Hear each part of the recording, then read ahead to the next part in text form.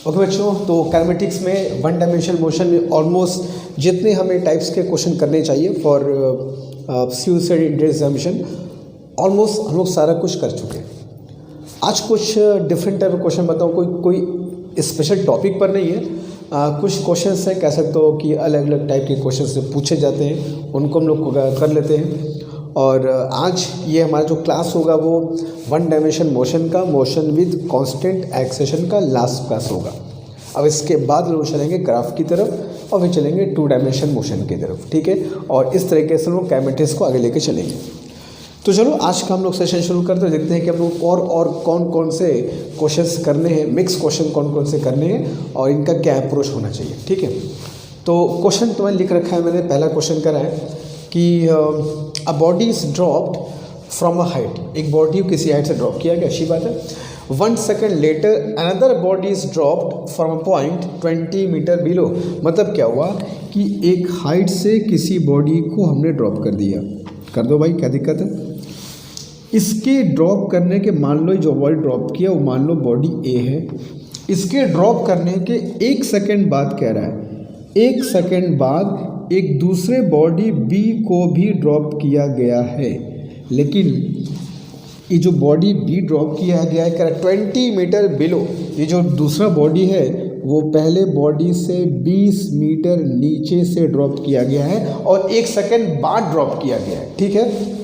एक तो 1 सेकेंड बाद ड्रॉप किया है और 20 मीटर नीचे से ड्रॉप किया गया है और they reach the ground at the same time. वो दोनों एक साथ ग्राउंड पे पहुंचते हैं। तो हमें what is the initial height of the first body, पहले बॉडी का जो हाइट है जहाँ से उसको ड्रॉप किया गया वो हमको फाइंड करना है। मैंने मान लिया चलो h, क्लियर है। ये बॉडी यहाँ से यहाँ तक आने में मान लो कितना टाइम लिया, दैट इज़ t, क्लियर है। तो ये बॉडी यहाँ से यहाँ तक आने में कितना टाइम लगेगा, t-1, क्योंकि 1 सेकेंड बाद ड्रॉप किया गया है।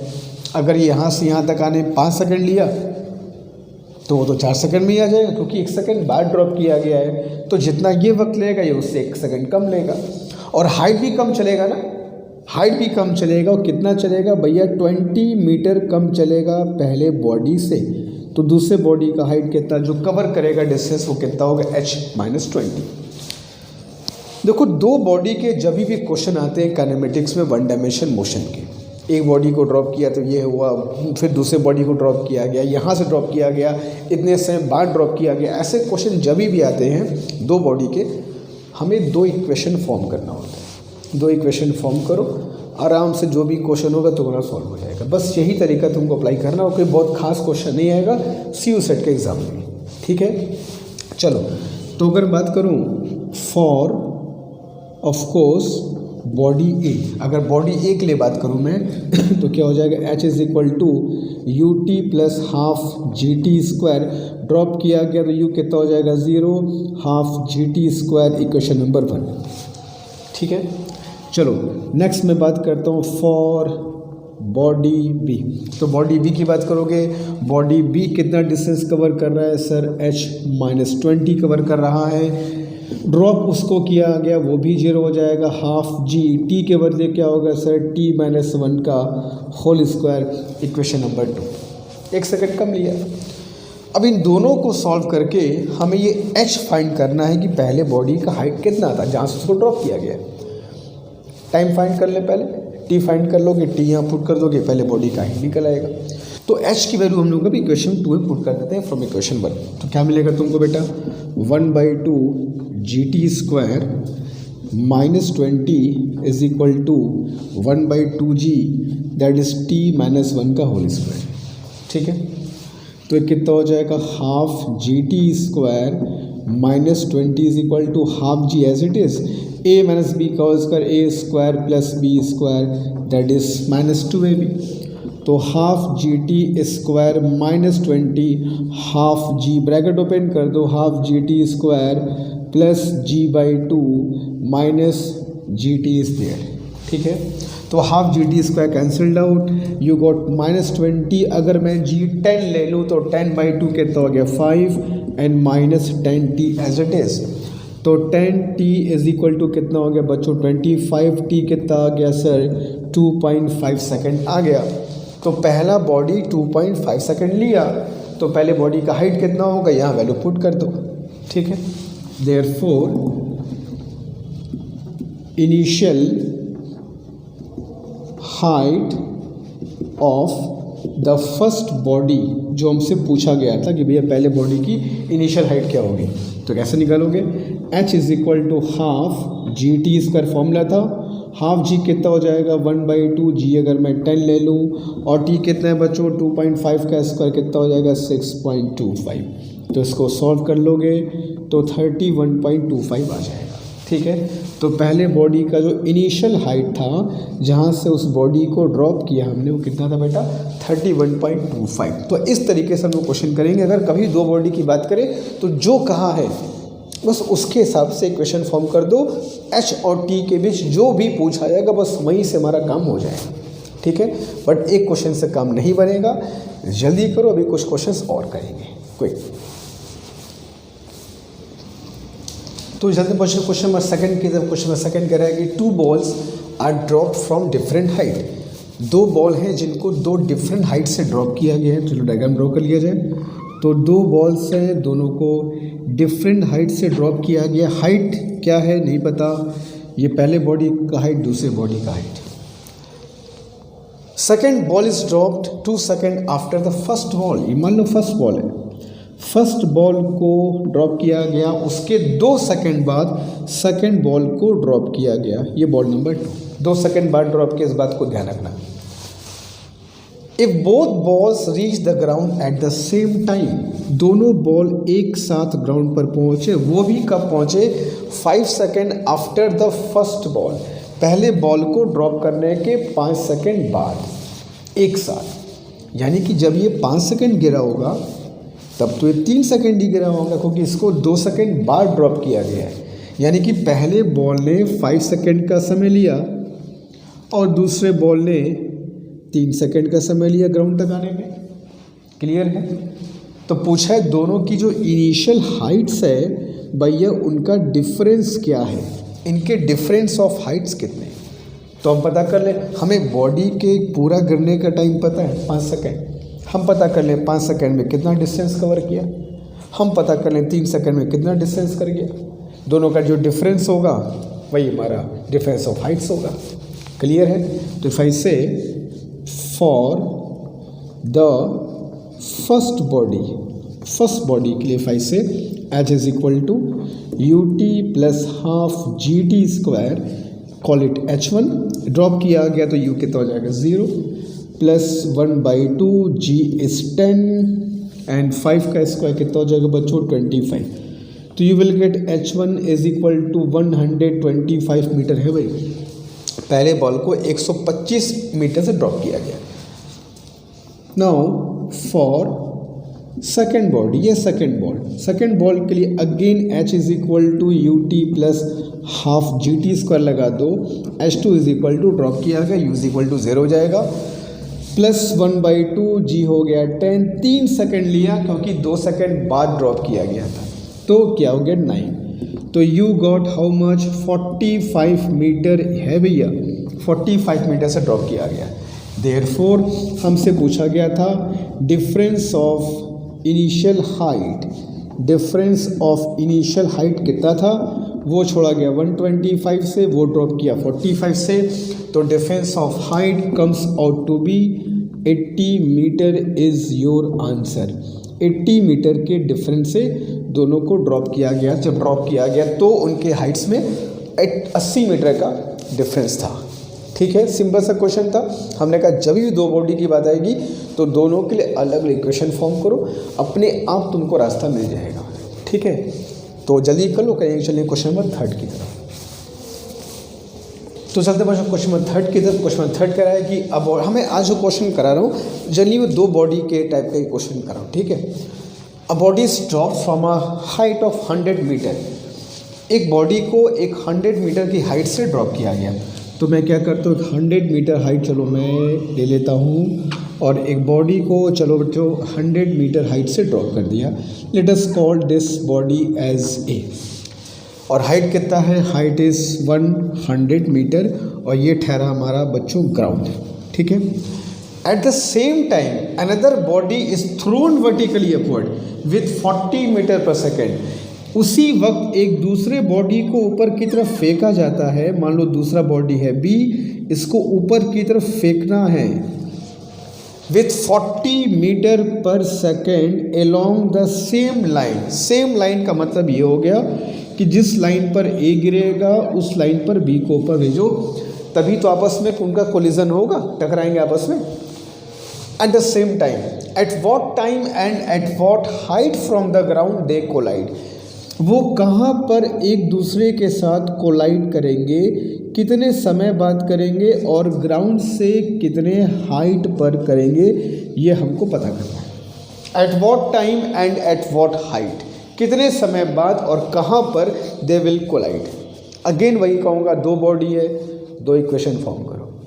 अगर मैं एज्यूम कर लूँ कि पहला जो जिस बॉडी को मैं वो फेंका, हाइट फाइंड करनी है, अगर मैं मान लूँ कि h height from the ground वो मिले, तो b ने कितना चला h, तो बताओ जरा a ने कितना चला होगा। सर a चला होगा ऑफ कोर्स 100 माइनस h, थोड़ा तुम चलो थोड़ा हम चलें, लड़ जाएंगे फिर, ठीक है। तो b चला h, तो 100 a चलेगा 100 माइनस h।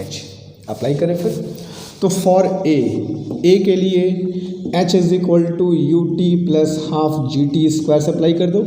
h के बदले क्या लिखोगे सर, 100 माइनस h, ड्रॉप किया तो u 0 हो गया, half g t square, equation number 1। अच्छा, एक साथ ड्रॉप किया जाए, एक साथ फेंका जा रहा है, तो जितना समय ये लेगा जाने में उतना समय ये भी लेगा जाने में, तो यहाँ टाइम का कोई दिक्कत नहीं, टाइम दोनों का सेम है, ठीक है। नाउ फॉर बी कितना चला सर h, इसके लिए फॉर्मूला क्या होगा, ऊपर फेंक रहे तो h is equal to u t minus half g t square. B कितना चला सर h, कितने स्पीड ड्रॉप किया गया सर 40, तो 40 t minus half g t square, equation number 2, ठीक है। हमें दो इक्वेशन हमेशा फॉर्म करने हैं और इनको सॉल्व करना है। तो अगर मैं इक्वेशन 1 प्लस 2 कर दूं तो मुझे कुछ मिलेगा, माइनस एच प्लस एच हो जाएगा cancel, 100 is equal to plus half g t square minus half g t square cancel, and you will get 40 t. Therefore t is equal to कितना आ गया सर, 2.5 सेकेंड। तो दोनों के start करने के 2.5 सेकेंड बाद दोनों का मुलाकात हो जाएगा eight somewhere in the air. But ये तो टाइम निकल गया, कब कोलाइड करेंगे ये भी पता करके बताइए सर, कहाँ कोलाइड करेंगे, फ्रॉम द ग्राउंड। तो फ्रॉम द ग्राउंड अगर निकालना है तो h हमें फाइंड करना है, तो किसी भी इक्वेशन में रख दो वैल्यू t की। देयरफॉर इक्वेशन 1 को चेक करोगे तो 100 minus H is equal to half g t square है, तो 100 minus H is equal to half g t square कितना आएगा सर, 2.5 का स्क्वायर कितना आएगा 6.25। तो इसको सॉल्व करोगे तो कितना आएगा 31.25, ठीक है। 31.25 will be the 100 minus H. Therefore H कितना होगा, 100 माइनस 31.25 कर दिया, and you will get as 68.75 metre from the ground. तो ग्राउंड से 68.75 मीटर बाद उनका मुलाकात होगा, ठीक है। और तो और हम ये भी कह सकते हैं कि 2.5 सेकेंड बाद मुलाकात होगा और 68.7 मीटर फ्रॉम द ग्राउंड वापस में कोलाइड करेंगे, ठीक है। तो सिंपल सा क्वेश्चन था, मेथड वही है, दो बॉडी है, दो इक्वेशन एंड सॉल्व इट, ठीक है। तो जल्दी कॉपी करो, चलिए क्वेश्चन 4 की तरफ क्विक। ओके, तो चलते बच्चों क्वेश्चन 4 की तरफ। क्वेश्चन 4 कह रहा है कि some balls are dropped from a certain height. एक हाइट है जहाँ से कुछ बॉल्स को हमको ड्रॉप करना है, और वो भी at regular interval of 1 second. यहाँ से कुछ बॉल्स को इस हाइट पर, मान लो कोई ऑब्जर्वर इस हाइट पर खड़ा है और वो खड़े होकर के कुछ बॉल्स को एक एक करके ड्रॉप कर रहे हैं eight interval of 1 second, 1 second के अंतराल पर। एक बॉल ड्रॉप किया, 1 सेकेंड बाद दूसरा, फिर 1 सेकेंड बाद तीसरा, फिर 1 सेकेंड बाद चौथा, हर 1 सेकेंड बाद एक बॉल को ड्रॉप कर रहा है, ठीक है। When the first ball reaches the ground, जब पहली बॉल जो है वो ग्राउंड पर पहुंचती है, द फिफ्थ बॉल स्टार्ट्स, जो फिफ्थ बॉल है बच्चों वो स्टार्ट करती है, ठीक है। कुछ ऐसा कह रहा है कि फिफ्थ यहाँ पर पे है और जैसे ही फर्स्ट इसको टच किया, पांचवा हमने ड्रॉप कर दिया। तो पहला का टच करना और पांचवें का ड्रॉप करना दोनों एक साथ घटना घट रही है। जैसे ही पहला टच किया, पांचवा शुरू हो गया। तो the moment first ball touches the ground, the fifth ball starts. Clear है? अगर फिफ्थ बॉल स्टार्ट कर रहा है, पहला बॉल ग्राउंड को टच कर चुका है, तो जाहिर सी बात है ball number fourth, ball number of course third and ball number जाहिर सी बात है सेकंड, ये तीन बॉल अभी भी हवा में होंगे। क्लियर है? ये पोजीशन हो कि पहला यहाँ पे, पांचवा पे, बाकी 2, 3, 4 हवा में होंगे। सिंपल सी बात है। फाइंड द हाइट पता करनी है कि भाई कितने हाइट से तुम ये काम को अंजाम दे रहे हो, कितने हाइट से तुम ये काम कर रहे हो, ठीक है। And the separation between third and fourth ball at this time, तीसरे और चौथे बॉल के बीच में सेपरेशन भी पता करो, डेल्टा एच कितना है। क्लियर है? हम पहले ये पता कर लेते हैं कि हाइट कितनी है भैया। इन पांचों बॉल में से पूरी हाइट किसने कवर की है? अभी दूसरा, तीसरा, चौथा, पांचवा, अभी हवा पांचवा स्टार्ट ही किया है अभी, बाकी 3 तो अभी हवा में है। पहली बॉल ने पूरा हाइट कवर किया है, तो पहला बॉल ही हमको पूरा हाइट निकाल के देगा। तो चुपचाप भागो पहले बॉल की तरफ और देखो पहला बॉल कितना समय लिया गिरने में, ठीक है। चलो 1 सेकंड का इंटरवल है, यानी कि पांचवें का नंबर कब आएगा? जब चौथा चल चुका होगा सर 1 सेकंड, तीसरा चल चुका होगा 2 सेकंड, सेकंड चल चुका होगा, सेकंड बॉल चला होगा 3 सेकंड तक और पहला बॉल चला होगा 4 सेकंड तक। सिंपल सी बात, 1-1 सेकंड का इंटरवल है। भाई पांचवा का नंबर कब आएगा? जब चौथा 1 सेकंड गिर चुका होगा तब, और थर्ड 2 सेकंड गिर चुका होगा, सेकंड थर्ड सेकंड, और चौथा वाला 4 सेकंड में पहुंच गया। यानी कि सिंपल सी भाषा में पहला बॉल 4 सेकंड में नीचे की तरफ आ गया। तो फर्स्ट बॉल को पकड़ लो। तो फॉर द फर्स्ट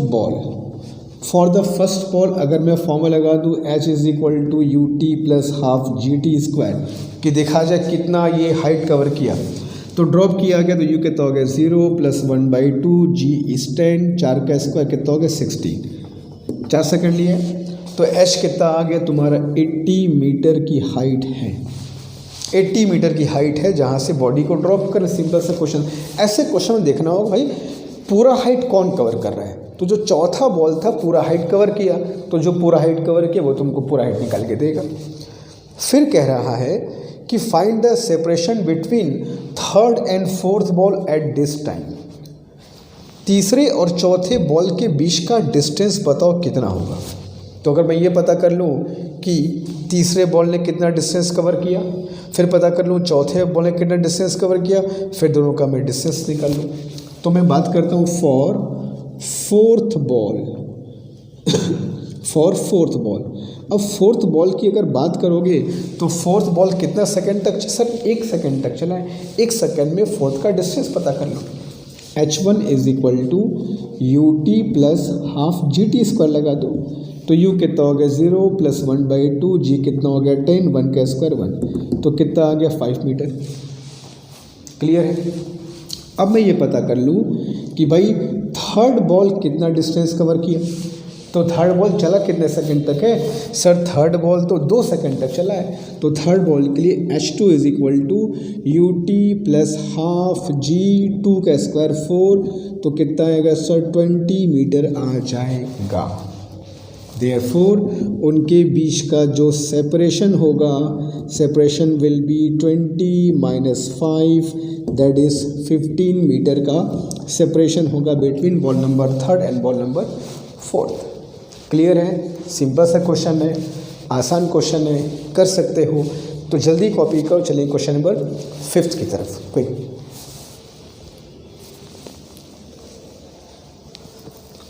चलो क्वेश्चन 5 की तरफ चलते हैं। क्वेश्चन नंबर 5 कह रहा है एक रॉकेट से रिलेटेड, रॉकेट के क्वेश्चन भी आते हैं। अब यहाँ कॉन्सेप्ट क्या लगता है मुझको बस वो बताना है।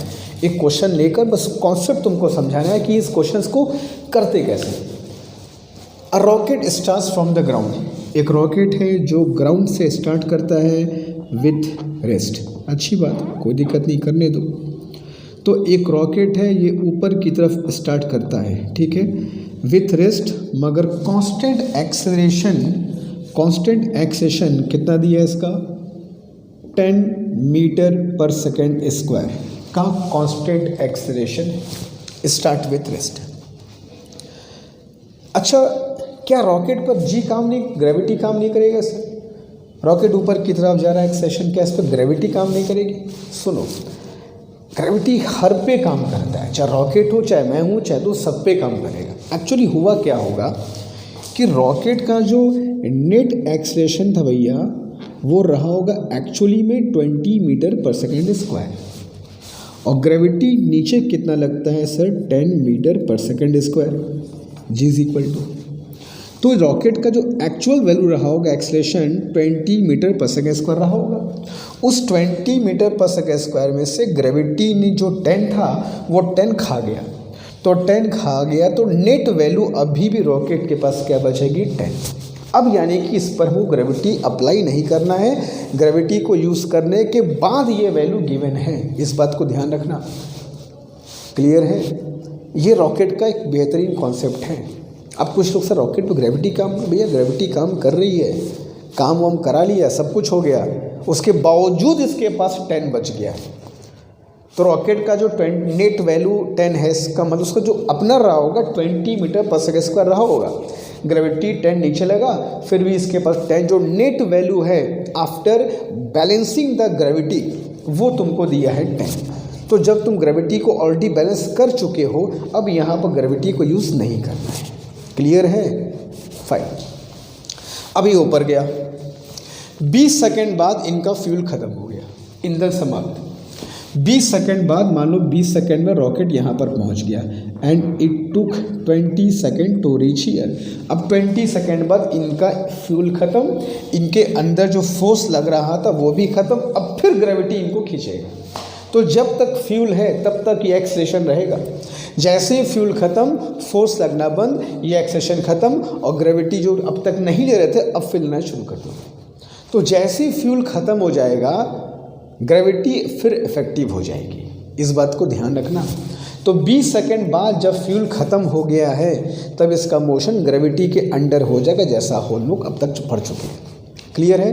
तो कह रहा है कि what will be maximum height. अच्छा बताओ, 20 सेकेंड बाद फ्यूल ख़त्म हुआ है, लेकिन 20 सेकेंड पर इस रॉकेट के पास कुछ ना कुछ वेलोसिटी तो रही होगी, उस वेलोसिटी से फ्यूल ख़त्म हुआ, ये रुका नहीं है, ये अभी और ऊपर जाएगा जब तक कि इसकी वेलोसिटी क्या हो, 0 ना हो जाए।